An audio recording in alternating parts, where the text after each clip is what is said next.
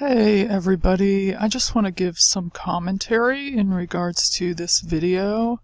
This is Dr. Gabor Mate.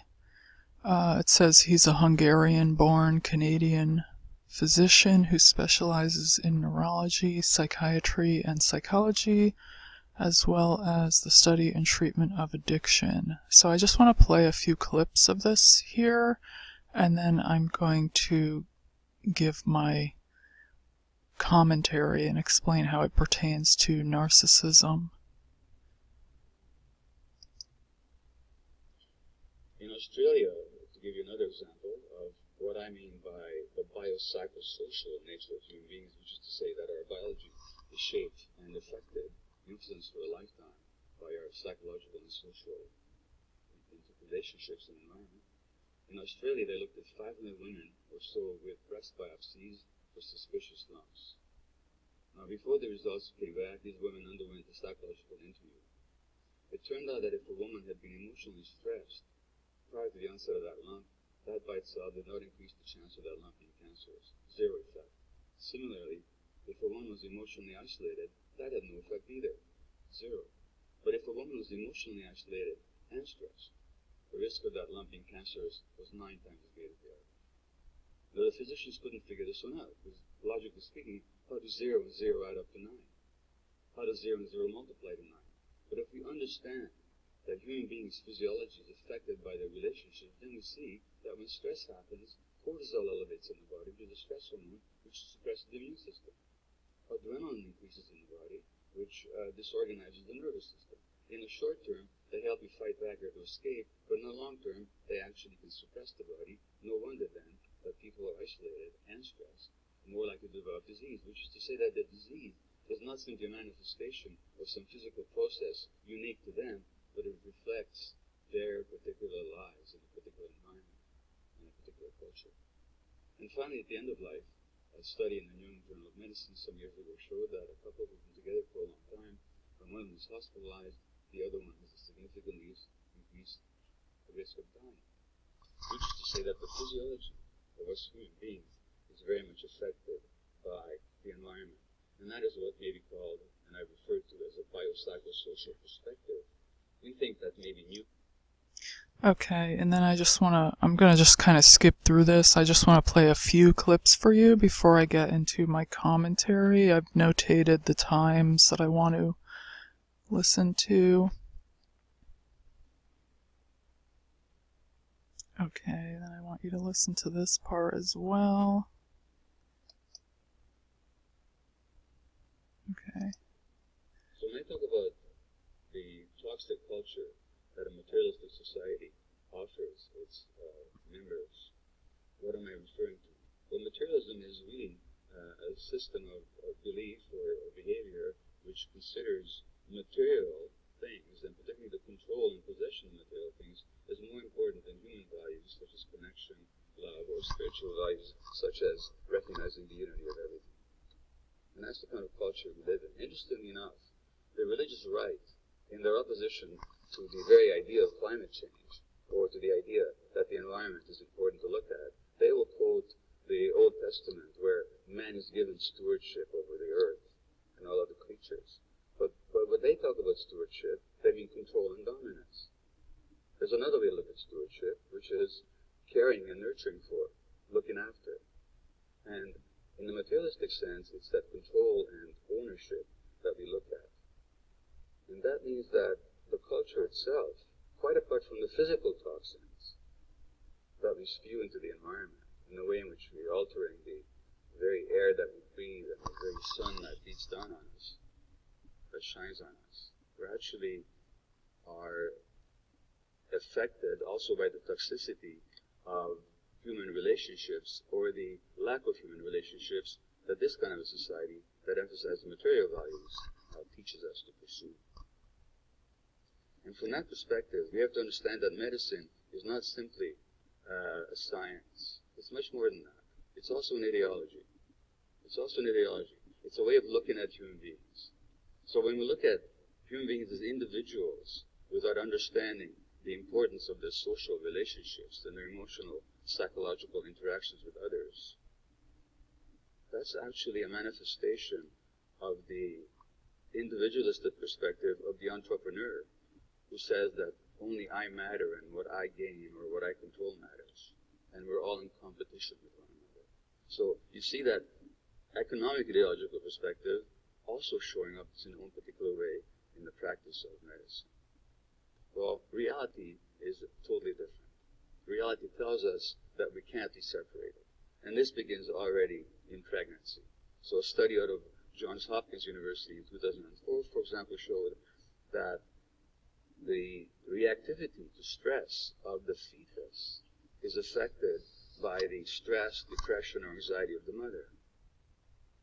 So when you look at the heartbeat and the movement of infants in the womb, whose mothers are stressed, depressed, or anxious, you see different patterns of activity, and that will have lifetime effects. The studies reflect, this paper says, growing evidence that stress and depression can have early and lasting effects on the child life, including increased behavior problems, including learning problems. And we also know that if you stress pregnant animals in the laboratory, their children will be more likely to use drugs as a way of soothing themselves once they're grown up. So this mind-body unity and this interaction of the environment and the individual begins already in the womb. Therefore, how we treat pregnant women, how we provide an environment that's either supportive or possibly stressful, has a huge impact on the long-term development of their yet unborn offspring. And this, of course, happens during infancy as well, because that's a crucial period of brain development, so that the infants of healthy mothers have very different cortisol stress hormone levels than those of mothers with postpartum depression. And if you look at the electroencephalograms of infants with postpartum, of mothers, the electroencephalograms of the infants of mothers who have postpartum depression, you can tell from the EEG of the child who's depressed and who isn't. So the child's electrical circuitry is already affected at 6 months of age by the mood of the mother. Now, in this society, 20% of women suffer postpartum depression, and another 20% have some symptoms of it. And that's not because of an individual problem with the part of the mother. Depression is not an individual issue. It reflects your relationship with the environment. And therefore, in this successful society, we're managing to depress 20% of women who give birth to babies. And that will have an effect on the child's brain hormone levels and neurotransmitter levels like dopamine and serotonin, and on the child's ability to respond to stress in a positive or in a highly charged and dysfunctional way. Okay, and then I just want to play one last clip and then I'll get into my commentary. And by the way, if you would like to watch the whole video, the name is here, but I'll also list the actual link in the description box of my video. Okay, and the last part I want to play is just a few minutes.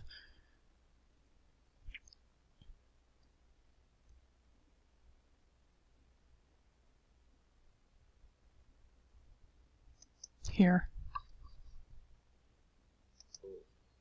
And what happens in a culture where the economy is going on a tube, where decisions are made far away by people who don't even know you and you don't know who they are, and your life is very much affected by these large forces over which you have increasingly a sense that you have no control or even influence over?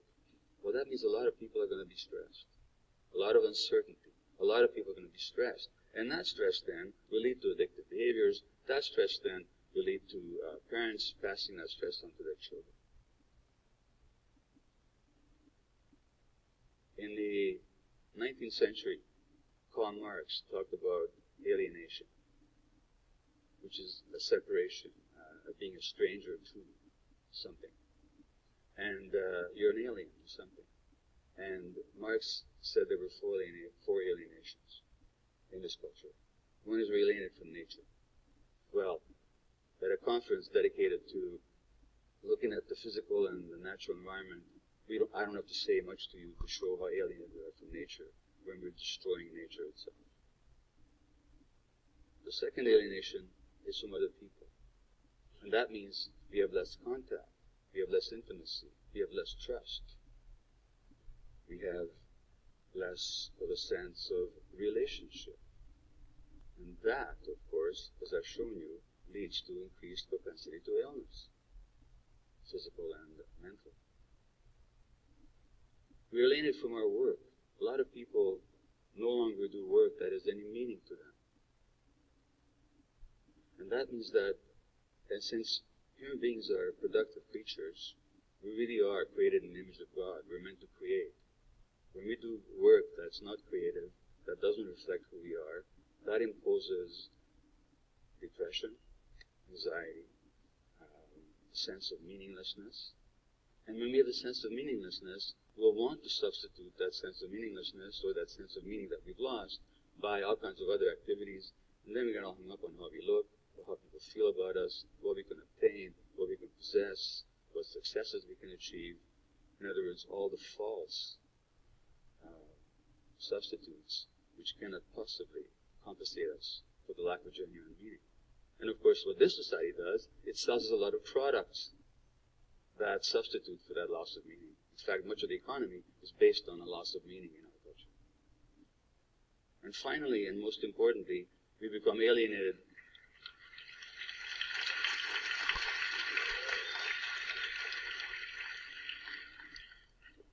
Finally, and most importantly, we become alienated from ourselves.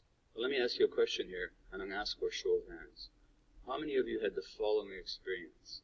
That you had a powerful gut feeling about something, you didn't pay attention to it, and you were sorry afterwards? Please put your hand up if you have it. Okay. I think the ayes have it.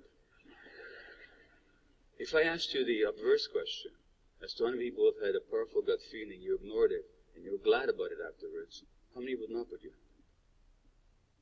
Well, I'm not sure. I'm seeing very few hands here. Well, that means to say, now you know what you're telling me? You're telling me that at some point in your childhood, you got separated from yourself.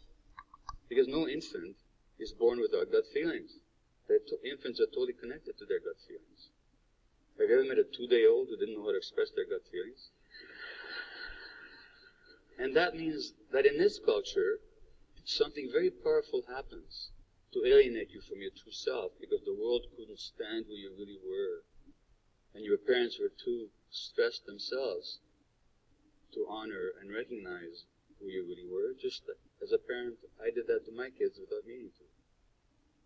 And then we become alienated from ourselves. We shut down our gut feelings. And our gut feelings are not luxuries, you know. They tell us what is right and what is wrong. They tell us what is dangerous and what is friendly. They tell us what is safe and what is dangerous. And they tell us what is true and what is false. So when we're alienated from our gut feelings, we no longer have a sense of reality, no longer have a sense of truth. Well, the good news is that human beings can regain their sense of connection to themselves, just as we can regain our sense of connection to our nature. I will make just one final point here about the economics of it. A Harvard study 3 years ago showed that the lack of medical insurance in this country leads to 45,000 deaths annually. Okay, so... Alright. I just don't think God is pleased. God is not pleased with what is going on. He doesn't like what he's seeing. And so, how all of this ties into narcissism is that narcissists are isolating people because people have met with these evil entities and they just become more and more fearful of getting close to other people, and thus we have more and more isolation. And see, this isolation can lead to physical sickness because we are not meant to be alone, wandering in the wilderness. So, society has turned more and more individualistic, you know, and people have placed more stock into their personal brand and their personal billboard of promoting themselves, self, self, self. And we are here to serve other human beings and to serve humanity, which in turn serves God. And what happens is we are all so traumatized by our experiences that we tend to isolate ourselves, and what you see is people becoming more and more hermetic and like hermits, and this is going to lead to a decline in people's physical and mental well-being, as Dr. Mate is pointing out. The importance of community, the importance of fellowship with other people. If you notice, narcissists, they gave us these electronic devices, they gave us this toxic internet. Of course, the internet which they gave us, we can also use these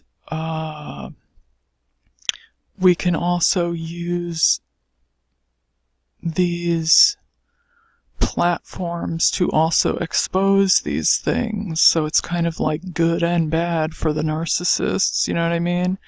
But if you notice, you'll have like 4 people in a household, and each person will be sitting in their own room on their own tiny device smartphone, and what you have is 4 separate people under the same roof that are not talking to each other at all, because they're staring into their devices. Everyone's in their own fantasy world. Everyone's in their own virtual reality. And so it's causing the breakdown of the nuclear family, which I did an actual video on that, of how they are breaking down the traditional family unit. These narcissists, and the damage they're causing is having extremely large-scale implications. And this is not a conspiracy theory. I mean, it's clear as day, or should be clear as day to anyone who has eyes. So, they're basically making us all mentally sick, but also physically sick, as the doctor pointed out.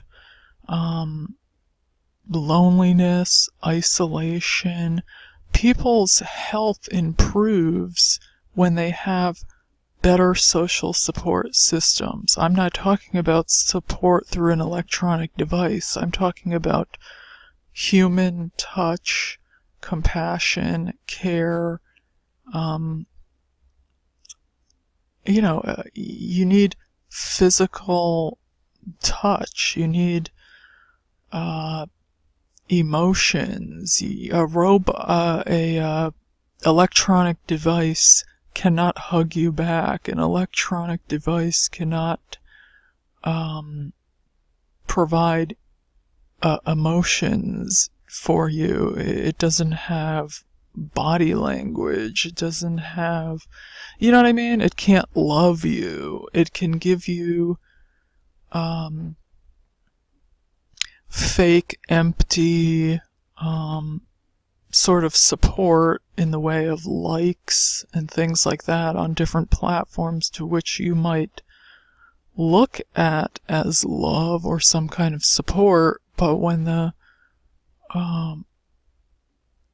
shit hits the fan, how many of these people are actually going to be there for you if you get in a car accident, if you have a heart attack, if you're actually really sick? Can you call up one of these people and they'll be there for you? Highly doubtful. They don't even know how to interact in real time. So, this is having large-scale implications on society. These narcissists are actually completely breaking down society, and and causing everyone to be more and more fearful, more alone, worse health. I think it's kind of like extreme times call for extreme measures, which is why I completely went off of my social media platforms. I just totally shut it down. I don't want anything controlling me. Of course, I'm on YouTube and making videos and things like that, but I'm hoping they can help people, so I'm at least it brings somewhat more fulfillment. But anyway, I'd like to know everyone else's thoughts on this. I just think this is extremely toxic, what's going on, and the only way to reverse it, you can only control your own individual actions. So you obviously can't make everyone else go off of these platforms, but if they're understanding the negative aspects and what this leads to, I think people would be more likely to not use these platforms once they understand the negative effects that they have on people's mental health and well-being, and also physical health. So also it's imperative to get around other people, stop isolating, take baby steps. You can do something that's kind of like neutral, where there's really nothing, like no pressure, like go to a sports event and make small talk with the person next to you. There's nothing, you can shoot the breeze with different people here and there where there's no pressure, there's nothing to be fearful of, there's hundreds of other people around. So, if you did have a problem, you could go get help from someone there. There's hundreds of people there at a sporting event or a play or a concert or something like that. People need other people. We are not meant to be alone.